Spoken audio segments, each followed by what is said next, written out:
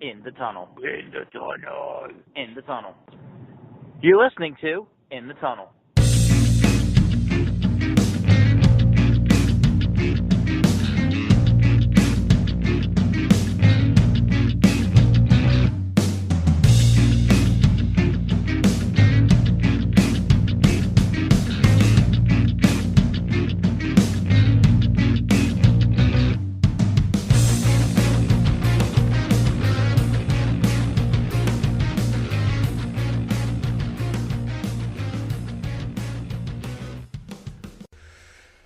Hello and welcome to In the Tunnel. It is May 28th, 2018. I'm Jeremy.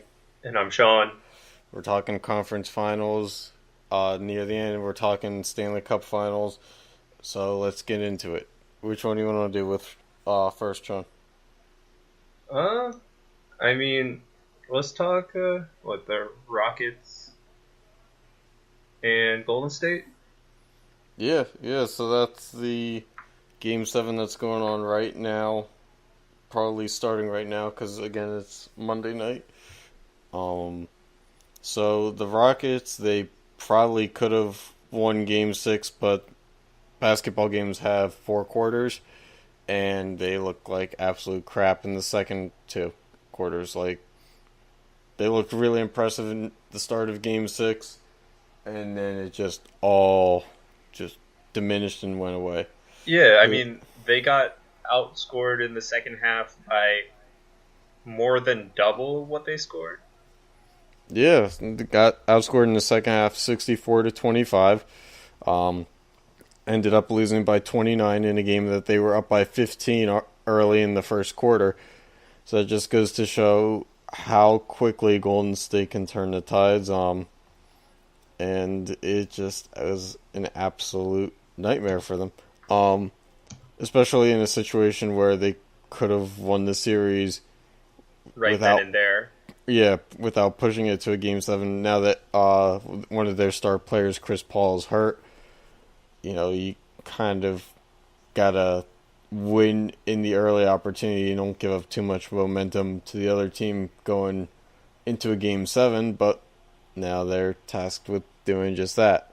And, to be fair, from a non-basketball fan perspective, games 5, was it 4 and 5 of that series where the score was like actually close? Yeah, like actually close. Those were cool games for me to sit down and watch for a bit. Did you actually watch? Yeah, I didn't watch the full game, but I just watched. I kept following it through when the game was going on. So yeah, it wasn't bad to watch. It was just kind of like it was a slow burn. I only watched Game 6 this weekend, but Game 6 was a slow burn. Like, it's fun for a while, and then it just slowly chipped away and got out of hand. I looked at the score of Game 6 at halftime. I was like, the Rockets have a 12-point lead. I'm pretty sure it was something like that, right? Yeah. And I was like, all right, so it's going to be like 24 points at the end of the game, right? That's just how basketball works. They usually just double their lead. Yeah, and then not just I was like, all right, I don't need to watch this. I ended up not really needing to watch this anyway because the Rockets literally just did not show up. Yeah, they got slapped. The second half, they got smacked. So even though it was a complete turnaround, it was not really that interesting. It was literally just getting destroyed. Right, the first 3 minutes of the third quarter were interesting, and then because Golden State got the lead, and then they just ran away with it. So after that, it was just over. Which is a shame because that series had given hope that that competitive series may actually exist.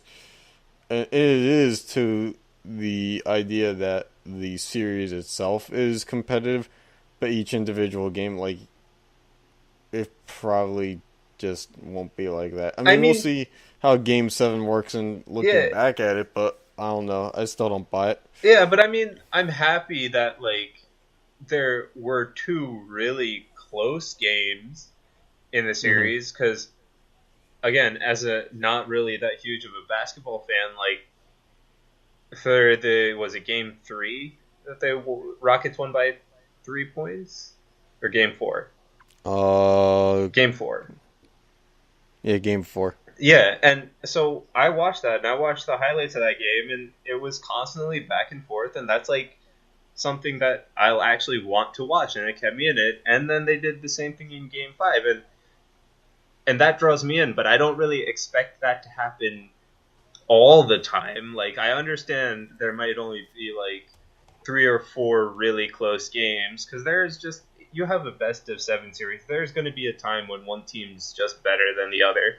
Whether it happens in game 1 or game 7, we don't have no control. But as long as the series, for the most part, is close, that's what I want to see. And I mean, the Rockets and the Golden State series has shown that they can have close games. I mean, it's also shown that you can blow a 12-point lead in 2 quarters and lose by over double of 12 points. So, yeah, it's been nothing short of surprising, but at the same time, not really surprising. Just like how in the East, oh look, the Cavs made it to the finals. Not surprising. Yeah, at all. Not surprising, mostly because, like, I don't know, is now the 8th straight year that a LeBron team has made the finals. It's like it's the same old. It's the same old. And I feel bad because this was probably the closest we were going to get to different teams, because Boston really was controlling the Game 7 matchup for the first 3 quarters, and then, like, it just disappeared. Their ability to make shots was gone in the 4th quarter. And then, like, they were only down by a manageable amount with, like, 3 minutes left, but their inability to make shots really killed them. Both teams really, I don't think that either team through the first 3 quarters could really make the shots they needed. This game was super low scoring for a playoff game. Yeah, like 87-79, right?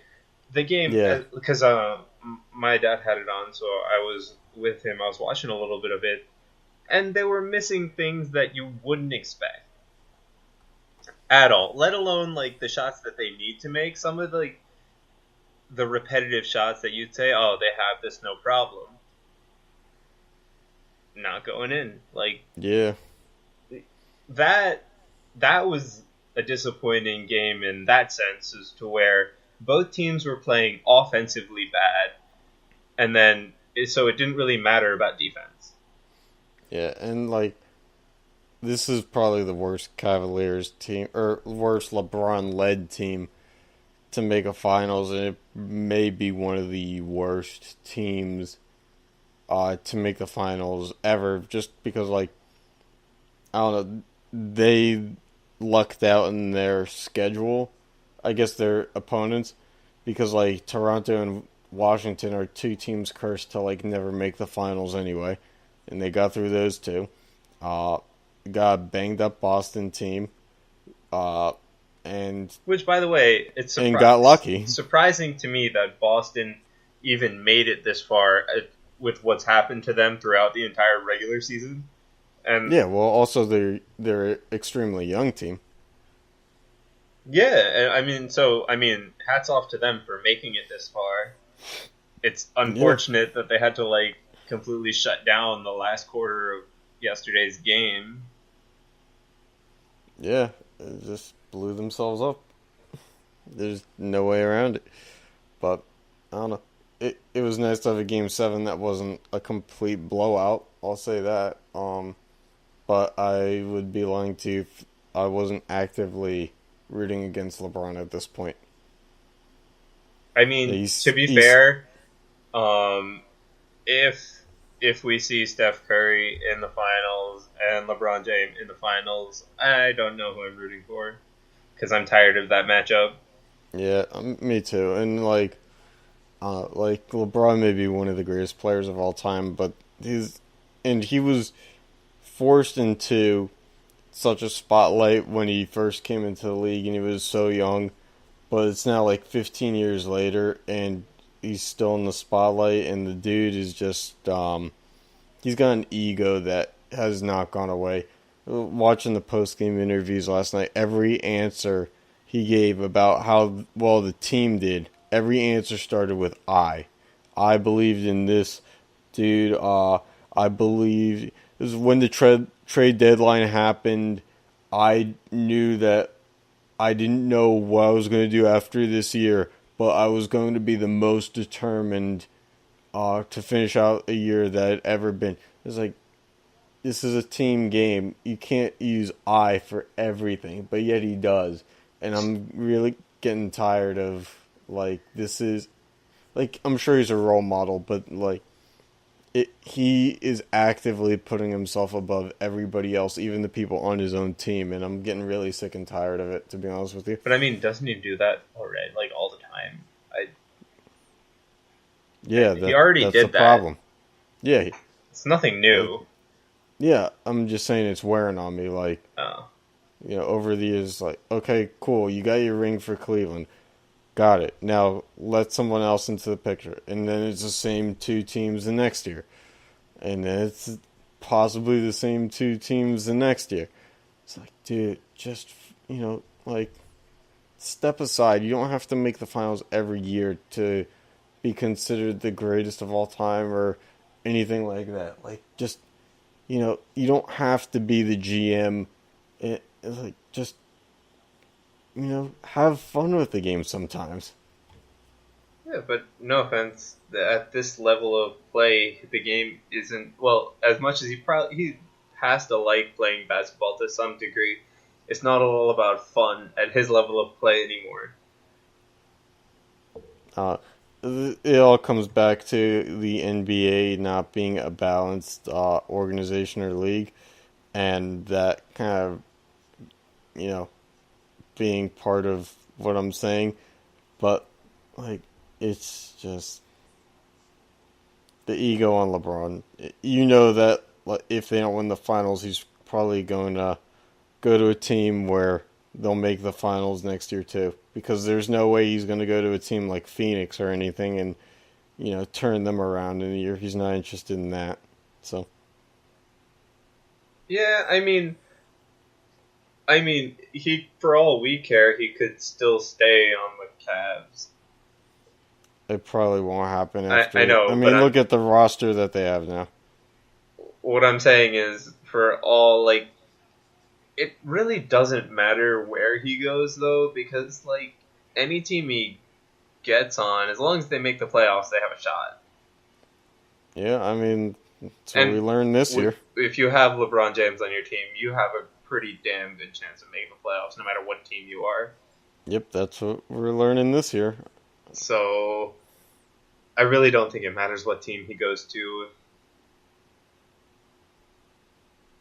I don't know. I mean, I think there's, like, a small number that can't win even with him, that are, like, so well, yeah, up. I'm not talking about him going to the Nets or something. Like, let's be honest. I was gonna say the Knicks. Yeah, okay, any New York team, no. Yeah, no, you're probably right there. But, like, he goes to any of the average teams, which and they'll make the playoffs. are the majority of the NBA. They'll make the playoffs, no doubt. Yeah, absolutely. It's just, I want to see something new.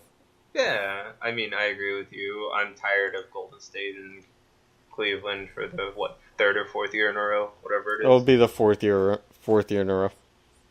Well, we'll find out. Well, you Find listeners out, yeah. will already know, but we'll find out tonight. Yep. We'll find out tonight or tomorrow morning or whatever it need be. Yeah, but, I mean, as far as series have gone, like, the Cavs-Celtics series was just, like, the more disappointing series out of the two. Simply because... Oh, yeah. I mean, yeah, for a 7-game series. Yeah, simply because of how it played out, right? Like, the first, 4 games, there was, like, deciders of 30 points or whatever. Well, yeah. Plus, you had Boston was up 2 games in the series, and then a 2-game series lead went away, and then it was up and down and up and down. Yeah, but I mean, aside from like the series swing, it's just the game swing in general. It was the first 4 games; they were not close at all. I don't even know if the 5th game was close. I didn't care about that series after 4 games. I think it was somewhat close, not too close though. And like that's just and then to cap it off, like Game 7 was just both teams playing so bad. Like Yeah, then, offensively and defensively. yeah, they couldn't make like freaking standard shots for their level of play. Which was weird because, like, given that there were ample opportunities for each team. Yeah, and I mean, let's not even talk about defensively because I mean, even if you left them open court, they probably wouldn't have made those shots anyway. Yeah, no, that's what I'm saying. Like, that was just It was how just bad both teams were. analytically, it was a terrible game. Yeah. And then at least like the Rockets and Golden State series, you have like 2 games that are extremely close, and a 3-point win and a 4-point win. Yeah, I mean, it took a while for them to get there, but They got there. That's all that matters. Yeah, we'll see if they'll still there. I don't know. There's reason to believe that it will or won't happen again tonight for their Game 7, but I don't know. At this point, it's just we'll find out. Yeah. So, I mean, I think we've exhausted the NBA about as much as we can for 2 people who don't actively follow it, but I don't know. We'll see what happens. I'm hoping that the Warriors will lose and we'll get, I don't know, just a slight bit of something different, but again, We'll see. we'll I see. mean, the Rockets have to bring all 4 quarters. Apparently, like, the Cavaliers are so bad that regardless of who they play, there's only apparently a 10% chance that they're going to win the finals. Okay. I mean, I hate to say that's believable, but if I you mean, watch how they play, it's at least pretty they have a believable. 10% chance of winning the final. Yeah, I mean, 90%. Well, For a I team mean, to make the finals and have a 90% chance of losing it, that's like in the 2000s when it was the Lakers going on their three-peat. Like, that was a completely different machine, but we're not talking about three-peat. We're talking, at best, a back-to-back for the Warriors, and at worst, a first. reversal. Yeah, exactly. Just a first ring in a while. Yeah, but I mean, even then, like I feel like Cleveland has like if you were looking probably at game probabilities, they probably have the percentage on their home games by quite a bit. But it's the away games that probably kill their chances. Because I mean, I don't think in any of the series they were like they're dominant at home, but they didn't look like extremely dominant on the road. I think what's going to screw Cleveland is their inability to put a larger number of points on the board this offseason. Because, like, we look at the series against the Celtics and an 87-point win in a Game 7, that's fine for against the Celtics in a Game 7. But the Western Conference, the 2 teams there are averaging, well over 100 points per game. With the exception, you rarely get a game where the opposing team keeps them under 100.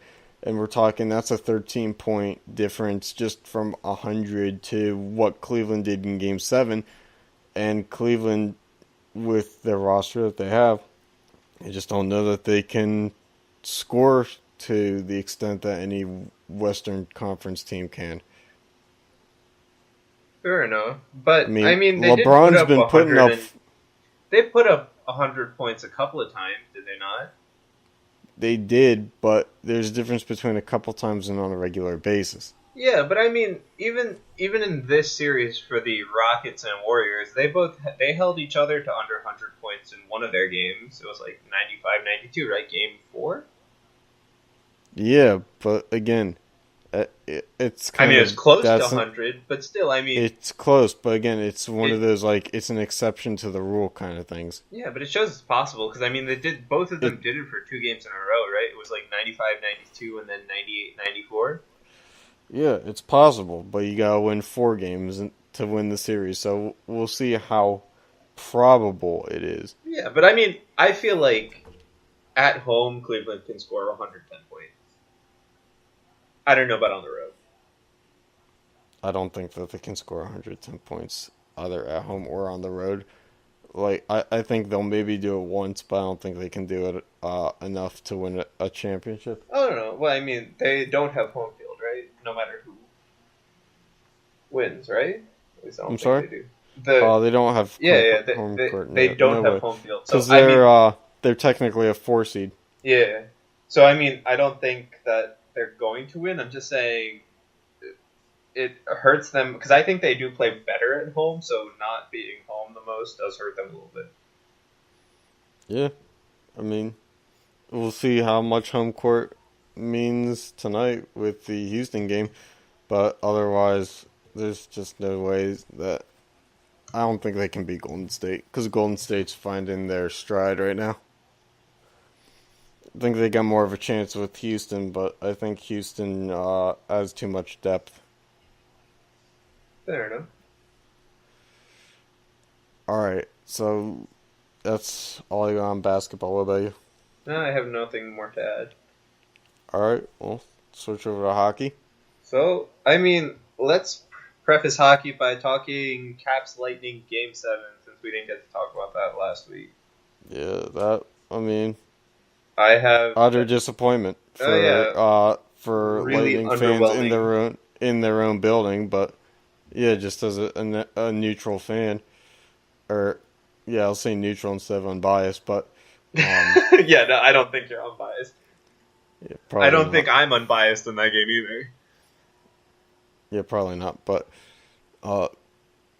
the Capitals came out, they scored early, and they kept scoring. Yeah, they kept scoring. I wouldn't say early and often, but often enough to win. Yeah, it was 4-0. Like, that's such an underwhelming Game 7. And was it Holtby got his first playoff shutout of the first shutout of the season, I think it was. Yeah, I think so. Which is crazy to think a goaltender that good had no shutouts all year until, like, that Game 7. But kudos to him for standing on his head in the biggest game a Capitals fan would have in a long time. Yeah, definitely. And then Vegas had won earlier than that. They had taken their series in 5. I don't know, man. I really thought Tampa Bay was a stronger team, but Washington was... when they got over their hump this year, though, it looked like. Yeah, and when they got over their hump in the second round, is like they just became this wrecking ball that, like, you just can't get in their path. Yeah, so we'll see if the Knights can, but like. See, that's the thing, though. Like, they hadn't faced a goalie that is as on as Fleury is. Yeah, but they do have a goalie that has been as on as Fleury and Holtby. I wouldn't say he's been as on as Fleury, but he's been pretty close. Because Fleury has maintained his performance through basically all of the playoffs. Give him like 2 games, I think, that he played pretty badly in. Yeah, I think, because there was a point, is it the second round? Against the Sharks? Yeah, where it looked like he was starting to lose his edge, and then he just completely bounced back off Came right back. And then, yeah, because I don't think he lost his edge really against Winnipeg. They just played really well. Uh-huh. It's just the Sharks series that he looked like he would falter a little bit. But he came back from those, like, again, he only had like 1 or 2 games in which he looked like that, and then he came right back. So it's really more of a question of, are the Capitals the one that can break Fleury down? Or can Fleury keep standing on his head?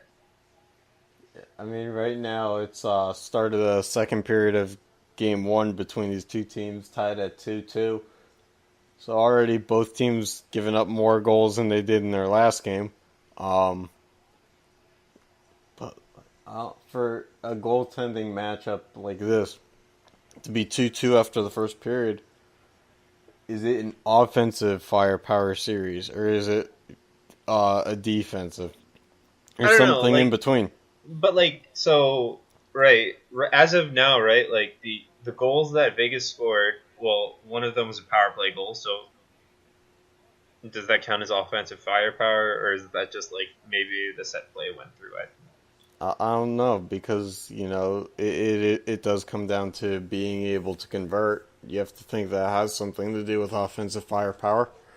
Yeah, and then, like, I know one of Washington's goals was a tip-in. That was a really good redirection, right? So, I feel like because also, the stat is that, like, the Golden Knights had a majority of the possession in the first period too. So if that keeps happening, though, it doesn't really, like, matter, because the Golden Knights will just keep whittling away, I feel like. Yeah, but Washington, I feel, has been a team that's converted on a lot of odd man rushes so far in the playoffs. So yeah, okay, I mean, can see it. It kind of works both ways, because sometimes it's one of those, you only need one to break through, and then all of a sudden you score a few on not a lot of shots. Instead of putting up 30, you put up like 20 shots, but score 4 goals, and sometimes that's enough. Yeah, true. But it's more of which goalie will break down first, right? Yeah, you have to think that that's a significant factor, if not the factor. Yeah, and then, like, hasn't Holtby already been pulled for Grubauer at one point? Grubauer started the playoffs. Right, so Fleury is the only goalie to go through with through every game, right, on his team? I believe so, yeah. Well, I think, Vasi might have, I'm not sure, for the Lightning until they got knocked, but I'm not sure. I mean, are we just talking about, like, started every game in the playoffs so far? Well, yeah. I mean, obviously. Because I know Grubauer started... We just confirmed Grubauer started the game, and I'm pretty sure, like, almost every other team had a different goalie. I mean, your exceptions are probably, like, Boston and Tampa. Yeah, this list is probably longer than you think it is. Fair enough. Because I don't think that the Penguins ever pulled Murray either. Oh, yeah. But because I know... Well, at least I know that Saros played in the majority of the game. I don't know if he started a game. I think he did. Wasn't it the game 7? Mm-hmm. Yeah. 6 or 7? Something like that. Something like that. Because I know the Devils flip-flop their goalies, and then... Yeah, it's probably a lot shorter than I think. But, I mean... Longer. Longer than I think. Still, that's quite a few teams to do those flip-flops, in the playoffs. Yeah. Usually don't see that. And sometimes it comes down to riding the hot hand, and sometimes it comes down to riding a different hand. Yeah, whatever gets your team motivated, eh? Yeah, exactly. But still, like, those two, it's going to come down to which team can break through the goalie's mindset first. Oh, yeah, without a doubt. I don't know. It's hard to predict which team or which goaltender who's playing near the top of their game is going to fold first. It's because there's, like, no evidence to support that it'll happen. Yeah, I mean, I completely agree. But I mean, it has to happen to one of them. And even if it's not like they A full scale. yeah, it's just which team can find a little chip that gives them the push to victory. Because you can't say like Quick didn't perform in his 4 games that he played in the playoffs, right? Again, right? Yeah, So no, you're right. it's more of which team can barely exploit the other's goalie that like 1% better. No, you're right. It'll be interesting to find out, but I don't know. This one's a toss-up. Yeah. I mean, I'm still going with Vegas winning, so Well, Vegas just scored to make it 3-2, so yeah. you're on the right path. Yeah, but I'm gonna say they win in 6. Yeah, I was gonna say the same thing. That's really weird, but I mean 6 or 7. I'll say that somehow they're gonna win on their home ice. Okay. I mean, that's how I feel. I feel like there's just too good of a story for this series not to end with Vegas hoisting a trophy on their own ice. I mean, let's have it end with it. Having it end with Vegas hoisting a trophy in the first place, that is a story enough. Hey, I mean, all for a good story, right? I guess so. Oh, man. Yeah, but I mean, another thing I want to bring up, we've talked NBA and NHL playoffs, right? But the Stanley Cup and the NHL Finals, or the NBA Finals, won't have games on the same days this year. They've confirmed, so that's a good thing for an all-around sports person. Yeah, I mean, I had no idea of that, but I guess that works out to benefit. Yeah, I mean, it'll suck if two games going on at the same time. You mean kind of like right now with the Western Conference Finals? Yeah, but I mean, they started their game at 9 at night. Well, no one said that they were smart on the West Coast.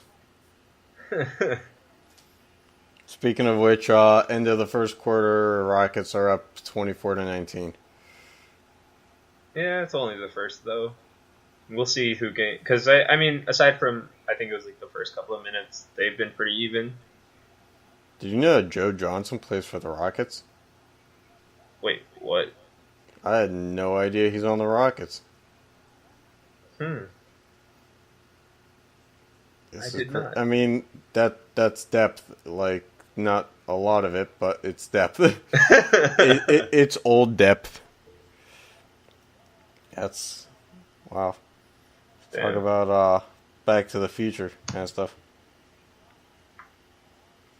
Yeah, I mean, that's good. Good for both sports, and the fact that they won't conflict their finals at least. I mean, you can't win everything. You can't. A little respect to the NHL for once. Yeah. Or they're just worried that Vegas is going to take all their views. I think that the difference between the audiences for basketball and hockey, unfortunately. Yes, I know. Yeah. Sorry, it's late. That was not being serious. Well, that's good because I didn't pick up on it anyway. Yeah, but I mean, so I think you're going to have a fun series, like, again, because you're seeing 2 goalies at the top of their game, and 2 really, like, offenses that can shoot the puck very well, great at moving it around. Yeah. So, I think this is going to be a great series regardless. I can only hope so. At this point, that's all I'd root for.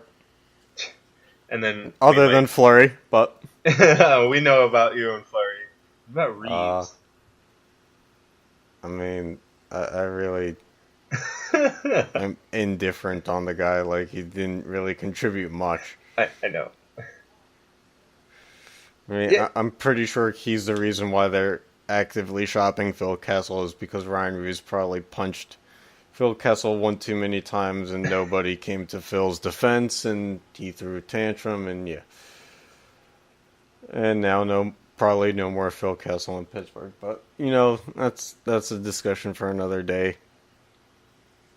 Yeah, but I mean, and then we might have a Cavs Golden State NBA Finals for the 4th time in a row, I think. Yep.